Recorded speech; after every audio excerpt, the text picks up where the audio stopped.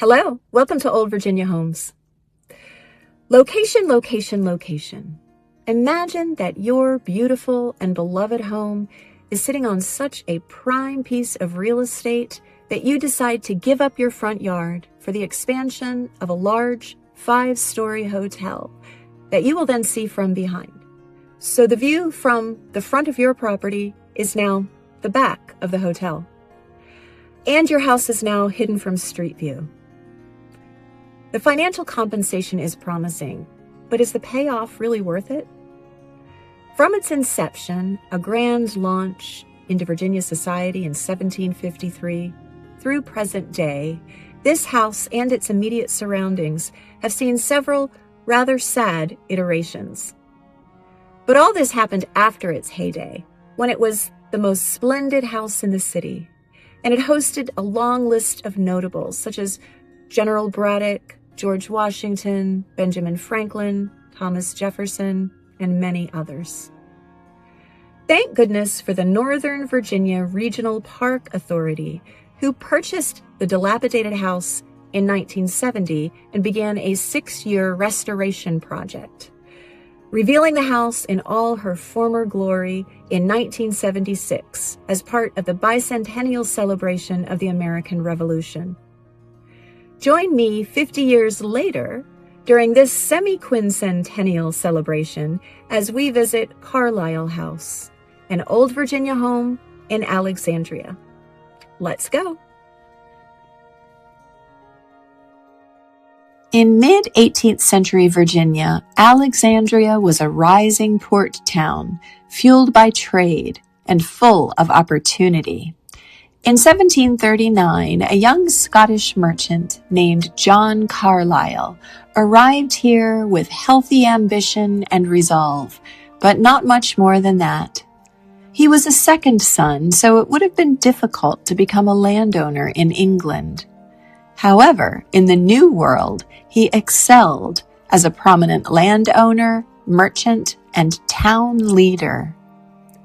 In 1747, Carlyle married Sarah Fairfax, and by 1749, he had become a founding trustee of Alexandria. Carlyle's wealth grew steadily as he imported coal, convicts, rum, sugar, and enslaved workers. He exported flour, grain, lumber, tobacco, and iron from his own foundry. He steadily acquired tracts of land and imported, bred, and raised racehorses. In 1753, using indentured and enslaved labor, he built a manor house on a prime parcel between the Potomac River and the city's marketplace. Alexandria's streets were lined with fine brick homes, but Carlyle chose stone for his home, a solidity and permanence that looked rather European. His would be the only 18th century stone Palladian-style residence in Alexandria, and at the time, the most splendid structure in town. As with most construction projects, this one took longer than anticipated, and Carlyle penned his frustration in November of 1752, writing, "I am now out of hopes of getting into my house this winter. The violent rains we have had this fall has hurt the stone walls that we are obliged to take down apart after it was nigh its height. Here we are obliged to do everything with one's own servants, and they require constant attendance and care. So much trouble that if I had suspected it would be what I have met with, I believe I should make shift with a very small house." It was later discovered that during construction, some interesting items were concealed for supernatural reasons. At the end of this video, I'll fill you in on cat mummies and witch bottles. In 1755, this parlor became the stage for empire. British General Edward Braddock gathered 5 colonial governors here to plan a campaign against the French, a pivotal moment in what would become the French and Indian War. Within these walls, decisions were made that would ripple across a continent. Carlyle referred to the meeting as the grandest Congress ever known on this continent. But he also found Braddock to be a discourteous houseguest, complaining, "He took everything he wanted, abused my home and furniture, and made me little or no satisfaction." This drawing of the Carlyle House and its setting shows where the original dependencies were located. It also shows the backyard located on the Potomac River, referred to here as Potomac River Mud Flats.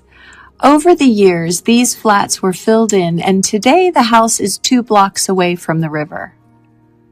John Carlyle and Sarah Fairfax Carlyle had 5 daughters and 2 sons, but only 2 children, both were daughters, lived beyond childhood.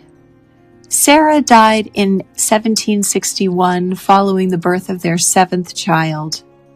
Carlyle then married Sybil West. They had 3 sons, but 2 died in infancy.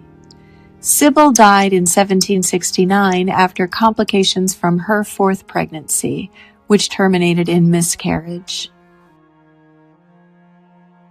Carlyle supported the Patriot cause and the colony's protests against the British, and most likely took part in procuring arms and ammunition for local volunteer companies. His only living son, George William Carlyle, served in the 3rd Continental Light Dragoons and at age 15 was killed in the engagement at Eutaw Springs, South Carolina.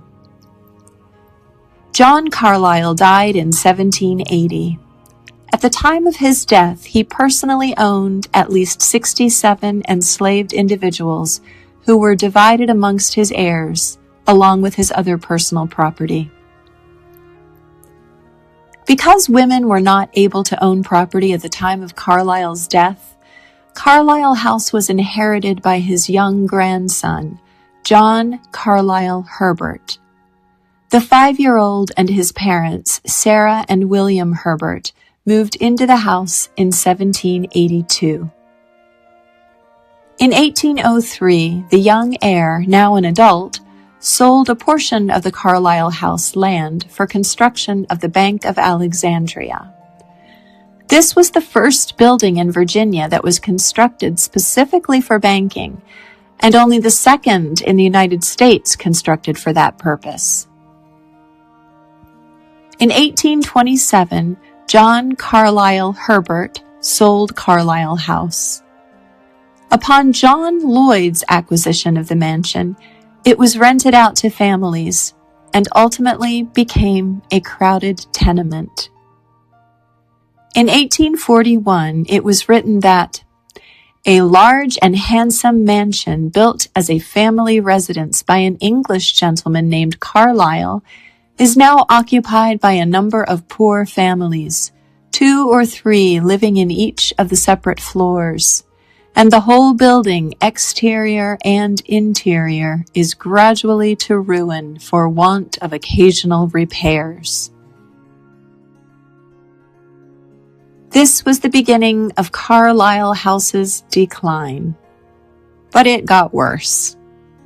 In 1848, local furniture manufacturer James Green purchased Carlyle House and the Bank of Alexandria. Green converted the bank building into the Mansion House Hotel. He also saved the house from probable destruction by renovating it and living there. However, the hotel was so successful that Green decided to expand it right across the front lawn of his beautiful home. That meant that to enter the home through the front door, you had to go through the hotel.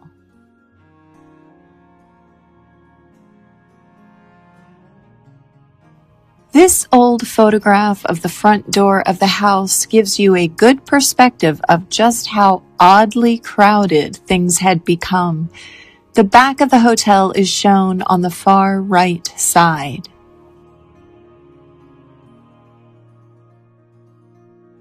In 1861, Union troops occupied the city of Alexandria and took over Green's Hotel.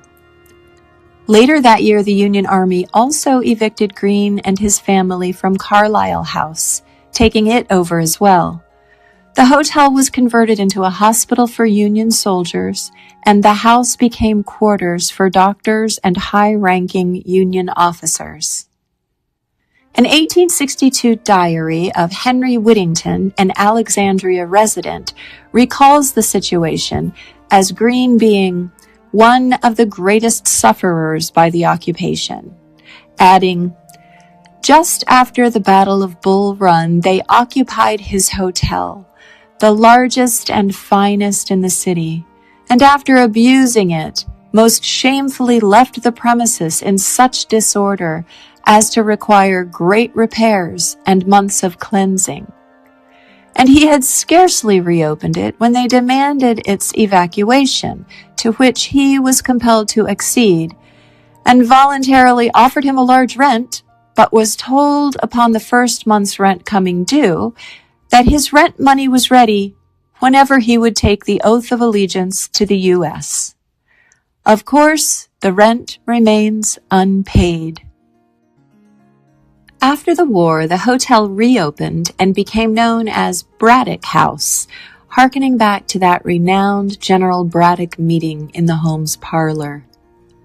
In the early 20th century, the hotel and house were purchased by Ernest Wager, and the house became a historic site.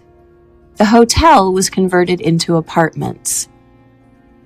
By the mid-20th century, both buildings and their grounds were in a state of disrepair.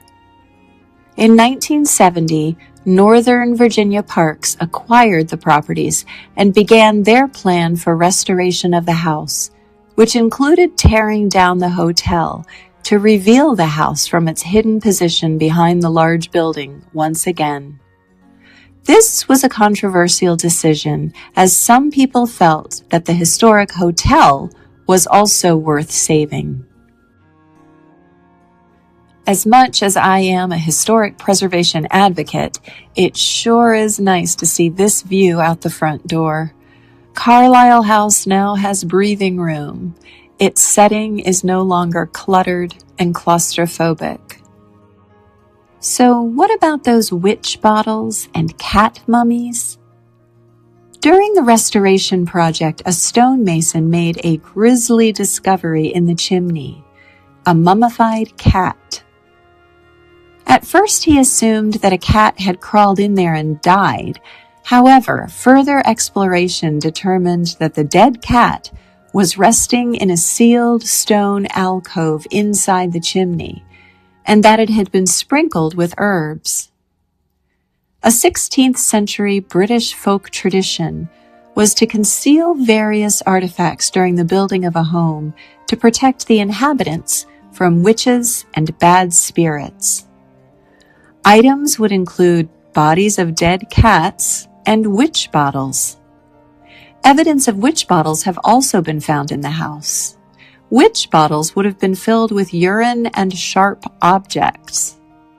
The bottles were to be buried underneath the hearthstone. The fireplace was a typical place to conceal the items, since witches were thought to enter homes through their chimneys.